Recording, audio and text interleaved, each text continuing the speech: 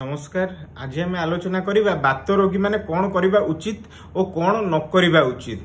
प्रथमे बात रोगी माने कौन करिवे ना डाक्तर मान जो औषध लिखुछन से औषध को बात रोगी माने रेगुलर सेवन करिबा दरकार।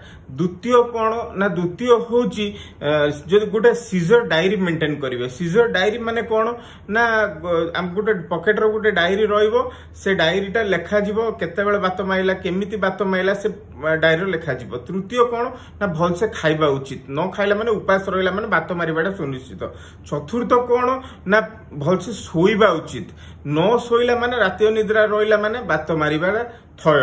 देन आम दैनंदिन जीवन में जो स्ट्रेस बा टेंशन गुड़िक आसे टेंशन टू दूरे रहा उचित।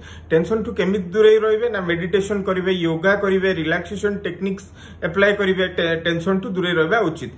देन बात रोगी मैंने कौन करेंगे ना प्रथमे मादक द्रव्य ठू दूरे रहा उचित। मादक द्रव्य बिल्कुल नेबे नाही मद गंजेई बिल्कुल नेबे नाही। जदि नेले ताहले बात मारिबार संभावना अधिका बढ़ी जाए। देन तृतीय बात मारिबा पूर्व किछिटा वार्निंग साइंस आसे जेमिति कि कहार मुंड बुलाए क्या अंधार अंधार देखाए से वार्निंग साइंस को इग्नोर करंतु नाही।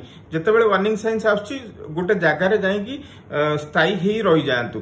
देन चतुर्थ बात मारला बेले पाटरे आंगुली किंबा चामच पाटरे किछि पुरांतु नाही। जदि पुरेबे ताने पाटरे हम ऑर्गन डैमेज होबार चांसेस अच्छी। देन जतिका बेले बात मारुची सेते बेले पाखाआखि लोक जीए भी अछंती तांकु जहाकु बात मारुची तांकु गोटे साइड को कढ़ई के आग सोई दियंतु। बाँ साइड को नहले डान साइड को कढ़ई के सोई दियंतु। धन्यवाद।